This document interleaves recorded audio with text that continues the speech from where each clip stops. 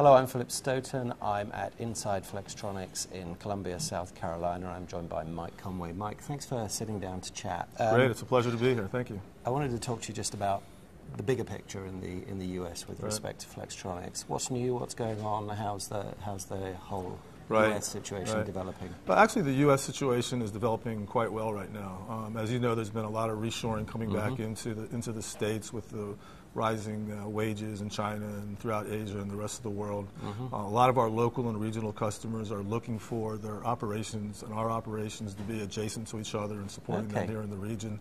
And we often act as a local gateway for customers that want to start here, be close to their operations, their R&D and design, and then launch globally. So we do a lot of that work throughout the Americas. Okay, and you mentioned there reshoring. I mean, we're hearing quite a bit about that trend. What kind of projects are coming back into the US? Is it all kinds, or is it particularly larger form factor, or stuff that it's really all kinds. I mean, we do a lot of networking and telecom work, a lot of MPI and heavy design work up front, getting those projects ramped up and then launching them offshore into our higher volume facilities. A lot of industrial products. We do the entire supply chain, so it's everything from small form factor and boards up into integration, full systems assembly. So we pretty much cover the full gamut here in the U.S. And we have sites from the East Coast through the Central, through the West Coast that support the needs of all our customers. So it works out pretty well. And that's certainly, as you say, at the MPI point, at the gateway point, that's really important to them to get in locally where they Absolutely, because we provide flexibility and communication. We're right there.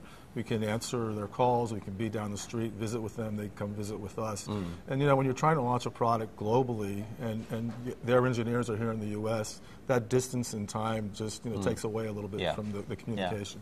So we provide that support. Okay, and interestingly, when I look at reshoring from a European standpoint, for example, we're seeing more of that reshoring benefit. We're seeing some by the traditional manufacturing base, like Germany, but we're seeing stronger development in Eastern Europe, where the costs are perhaps a little bit closer to Asia. What are you seeing here with respect to them coming back into the Americas, but maybe Mexico, maybe even developing in South America? Yeah, absolutely. So you mentioned Mexico. That's a big area for us. We have a lot of business down there. For a while, we saw a lot of the lower cost products moving offshore into Asia and Eastern Europe and such. A lot of that's come back into Mexico recently. So from a proximity perspective, they're low cost. They're right next to the U.S. and North America. We get the product into them in a very short, good fulfillment manner. And it's really booming business for us. So Mexico's doing really well. Brazil's doing very well. There's a lot of activity there from a government standpoint, from the Olympics and all the other activity that's going on there.